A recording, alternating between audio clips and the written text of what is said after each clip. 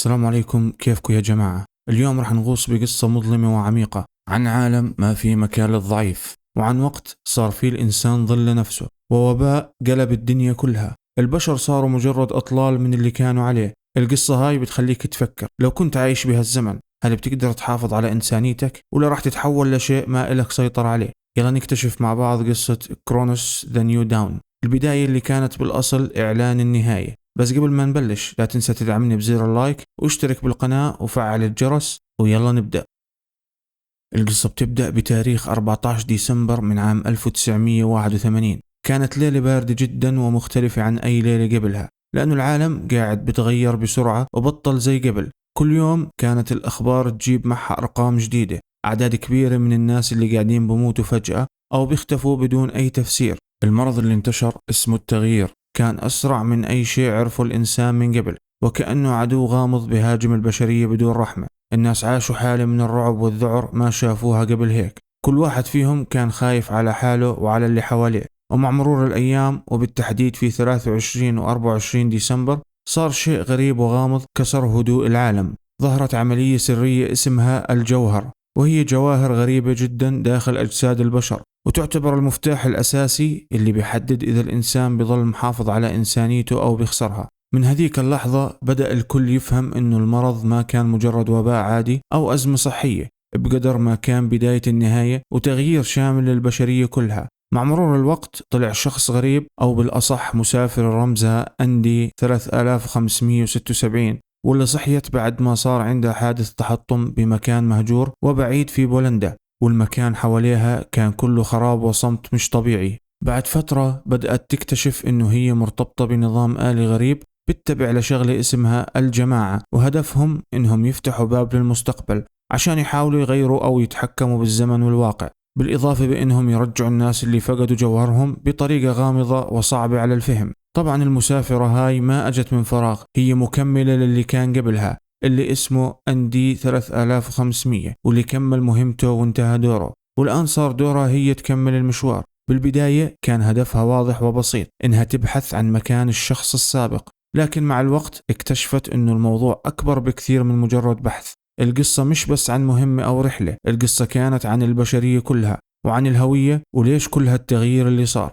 الأرض اللي ماشي عليها حاليا بداخل اللعبة مش زي زمان، كانت فيها بشر وحياة طبيعية. هسه صارت مليانة كائنات مشوهة وأشخاص ضاعوا بين بعضهم وصاروا معروفين بالأيتام. هذولا مش بشر طبيعيين، تحولوا نتيجة لتغييرات غير طبيعية محت إنسانيتهم تماما. التغييرات هاي كانت قوية لدرجة إنها غيرت شكلهم وعقليتهم وحياتهم بشكل ما إله تفسير. في هذا العالم المشوه كانت المسافرة لابسة بدلة زمنية متطورة جدا، وهي مش بس مجرد مغامرة، هي عندها أداة غريبة اسمها أنكر، أداة بتقدر من خلالها ترجع بالزمن، والهدف منها إنها ترجع لبولندا في الثمانينات. هذيك الفترة كان فيها كل شيء مختلف، ولسه الناس عايشين بطريقة طبيعية والأمور كانت تحت السيطرة. بس هي ما كانت راجعة للماضي عشان تغيره، كان هدفها تروح تجيب جواهر من ناس كانوا عايشين بعد مرض التغيير عشان تعطيها للجماعة ويحاولوا يفهموا شو صار، وهالشيء ممكن يساعدها تبدأ بداية جديدة. لكن السر الكبير ببلش من مكان غريب وقديم اسمه ستيل ووركس، وهو مصنع تعدين تحت الأرض وبداخله محطة قديمة اسمها نيو داون. المحطة هاي بعدها واقفة لليوم عند المدخل، وكأنها شاهد على جريمة تاريخية ما زالت موجودة. لو رجعنا بالتاريخ شوي بنكتشف انه في هذا المصنع صار شيء خطير جدا. الحفارات اللي كانوا يشتغلوا تحت الأرض وصلوا لعمق 14 كيلومتر، ولما وصلوا لهذا العمق صار انفجار كبير، وسموا المكان باسم البئر للجحيم. من هذا الانفجار انطلق شيء مظلم وغير مرئي للعالم، كان شيء غير متوقع وغير طبيعي، وكان هذا هو نقطة البداية لتغيير كل شيء. الناس اللي كانوا في المصنع ما كانوا يعرفوا انهم على وشك فتح باب لشيء ممكن يدمر كل شيء حواليهم. في لحظة كل شيء انقلب، التغيير كان سريع والعالم بدأ ينهار، الزمن نفسه بدأ يتغير والإنسانية بدأت تختفي، الظلام صار يسود كل مكان وكل شيء صار ضبابي ومجهول. والأسئلة اللي بتدور في بالك خلال هالرحلة، هل هاي المسافرة رح تقدر تعيد الزمن لمجراه؟ وهل رح تقدر تمنع التغيير اللي صار؟ ولا يمكن هي مجرد جزء من لعبة ما إلها نهاية؟ وهل في أمل إنه الإنسانية ترجع؟ ولا خلص هذا هو الطريق الجديد اللي صار مليان بالأسرار والدمار؟ طبعا الناس اللي نجوا من الانفجار ما كانوا محظوظين أبدا، لأنه بدأ يظهر عليهم أعراض غريبة ومخيفة. أول شيء كانت الحرارة ترتفع عندهم بشكل غير طبيعي، بعدين صاروا يحسوا بقشعريرة، ومع مرور الوقت بدأوا يشوفوا هلاوس غريبة كأنهم عايشين في كابوس مستمر. المرض كان يأكلهم شوي شوي وفقدوا قدرتهم على الرؤية، ومع مرور الأيام صار كل شيء ضبابي ومرعب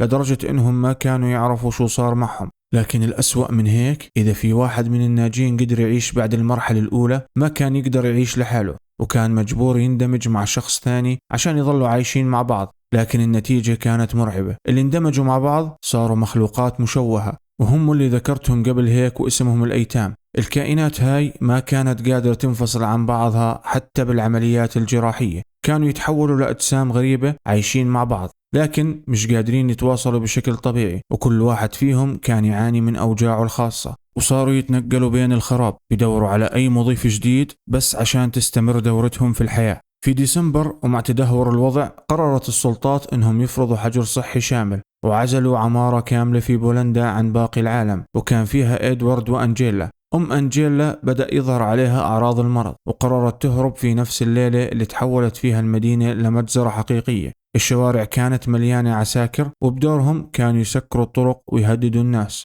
والخيار كان إما يظلوا في بيوتهم أو يروحوا لمراكز مؤقتة. لكن الوضع كان مأساوي لدرجة إنه الناس بطلوا يوثقوا لا بالجيش ولا بالإعلام. أنجيلا قررت تروح على المستشفى عشان تبحث عن علاج لأمها، وهناك في المستشفى صار اندماج بينها وبين الدكتور داويد وغابرييل، وكانوا يحاولوا يظلوا على قيد الحياة. بس الحقيقة إنهم صاروا مصابين زي باقي الناس، وأنجيلا ما رجعت شافت أمها. من هون بتبدأ قصة الجوهر، واللي هو مش بس مجرد طاقة، هو روح الإنسان بكل تفاصيله، وعيه، مشاعره، ذكرياته وهويته. وبدون الجوهر الإنسان بصير جسد فاضي بدون معنى ولا إحساس. الجماعة كانوا يطاردوا هاي الجواهر وكأنها كنز، لكن الحقيقة إنهم في كل مرة بيستخرجوا فيها الجوهر وكأنهم بحكموا بالإعدام على صاحب الجسد، يعني موت بطيء وبدون رحمة. طبعا أغلب الناس رفضوا الفكرة وكانوا خايفين من العواقب.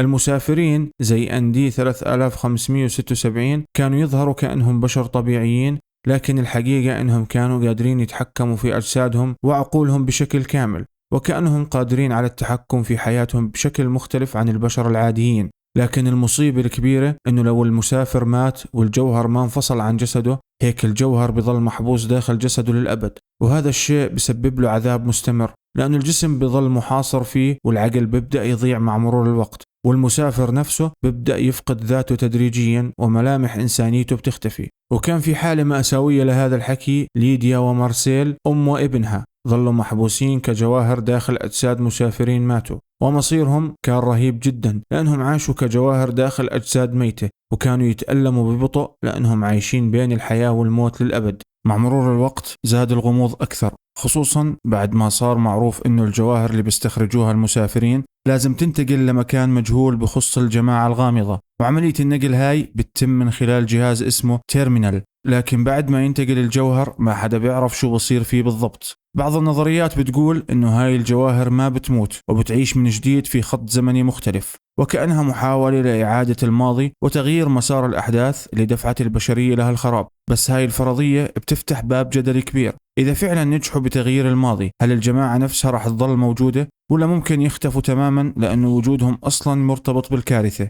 وسط كل الخراب اللي صار ظهر شخص اسمه باثفايندر، وهو واحد من المسافرين اللي كان لهم دور غامض في المشروع. هدفه الأساسي كانت الدكتورة فيرونيكا، لكنها ما كانت مجرد شخصية بالنسبة له، صار عنده فضول غريب تجاهها ومعرفة أعمق عن وجوده وعن السبب الحقيقي اللي خلاه ينفذ أوامر الجماعة ويستخرج الجواهر. باثفايندر بعكس باقي المسافرين بدأ يحاول يفهم البشر بدل ما يتبع أوامر عمياء، وصار يراقبهم ويراقب الحيوانات اللي عايشة معهم زي القطط اللي كان يلتقيهم بالمناطق المنسية. وكل ما حاول يلاقي معنى لحياته كان يبتعد خطوة عن الجماعة ويقرب أكثر للناس. أما فيرونيكا فكانت تحاول توقف المرض من جذوره، كانت تشتغل مع الدكتور داويد لكنهم ما قدروا يوقفوا التدهور. بالرغم من أملهم التغيير كان أسرع منهم. إدوارد كان عنده نظرية إنه المسافرين هم سبب كل شيء، لكن أبحاث داويد لمحت بأنه اللي صار ما كان نتيجة تدخل خارجي، وأن البشر نفسهم هم اللي جابوا دمارهم بإيدهم. وهي إضافة مني أنا شخصيا بأنه فعليا البشر أخطر مخلوقات على وجه الأرض، على أي حال الباث فايندر لقى حاله محمي داخل كنيسة بفضل إليزا واللي بتكون بنت الدكتور داويد. ومع مرور الوقت هي واللي معها بدأوا يشوفوا التغيير اللي صار إنه مش لعنة، وبدأوا يعتبروا إنه المسافرين هم المشكلة. رغم هيك باث فايندر ما فقد الأمل وبدأ يشك في أوامر الجماعة، وبدل ما يتبعهم صار يسعى لفهم دوره بشكل أعمق. علاقته بالدكتورة فيرونيكا أخذت بعد مختلف لأنه حس إنها مفتاح لشيء أكبر، ومع تصاعد الشكوك قرر يتصرف من تلقاء نفسه ويوقف عمليات الجماعة بطريقته، وكان هدفه إنه يحافظ على جوهر فيرونيكا بأي طريقة ممكنة. لكن الحقيقة الكبيرة ظهرت لما تبين إنه أندي 3576 كان فيها جوهر فيرونيكا وهي ما كانت عارفة، والباث فايندر كان حاطتها ضمن خطة اسمها بروتوكول لازاروس، وحاول إنه يحييها مئات المرات. لكن هاي المرة كانت مختلفة لأنها صحيت من حالها ومش عن طريقه. الرؤى اللي شافتها بالأبيض والأسود أول ما صحيت كانت من ماضي فيرونيكا، وكانت أوضح دليل على إنها لسه عايشة جوا. حتى الوحوش السود اللي كانت بتقاتلهم ما كانوا إلا جواهر مستخرجة وقاعدة بتنزف جواتها. ومع نهاية اللعبة بنكتشف إنه في 3 نهايات، وكل نهاية بتحمل معها خيارات مختلفة وتأثيرات كبيرة على البشرية.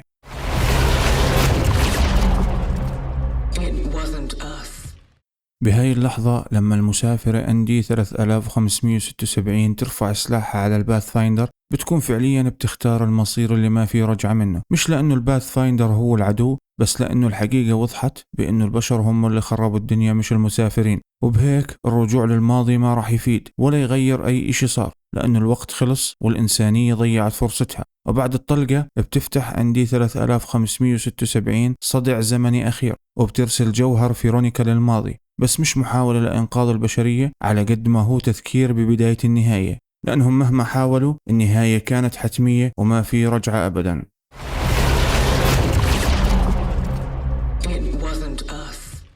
في هاي النهاية إذا قررت تساعد باث فايندر وتنقذه راح يحاول ينجح في مهمته، لكن لما يصحى بيكتشف إنه فيرونيكا بدأت تظهر عليها أعراض التغيير. باث فايندر راح يقرر إنه يساعدها ويطلعها من الحالة هاي، لأنه ما بده يتركها في العذاب، رغم إنه هي ما كانت تتمنى إنه يصير فيها هيك. بس في النهاية فيرونيكا راح تعيش حياة أبدية مليانة عذاب وما في أمل إنها تشوف مستقبل أفضل. هون بظهر الفرق بين باث فايندر والبشر. البشر بفضلوا العدم على حياة مليانة معاناة، أما باث فايندر فشايف إنه أي مصير حتى لو كان قاسي أفضل من العدم.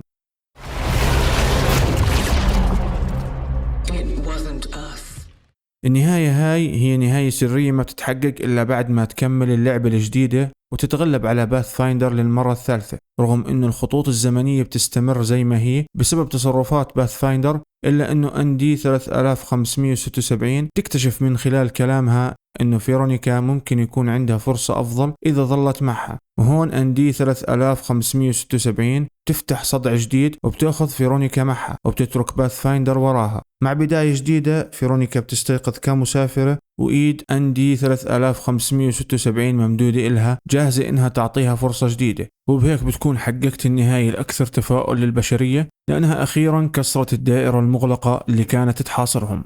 وهيك يا جماعة بنكون وصلنا لنهاية القصة، وشفنا كيف مصير البشرية كله فيها على كف عفريت. إذا عجبتكم القصة لا تنسوا تدعموني بلايك واشتراك، واكتبوا لي بالتعليقات شو رأيكم باللعبة وإيش أكثر اللحظات اللي حبيتوها فيها. بشوفكم بالقصة الجاي إن شاء الله، والسلام عليكم.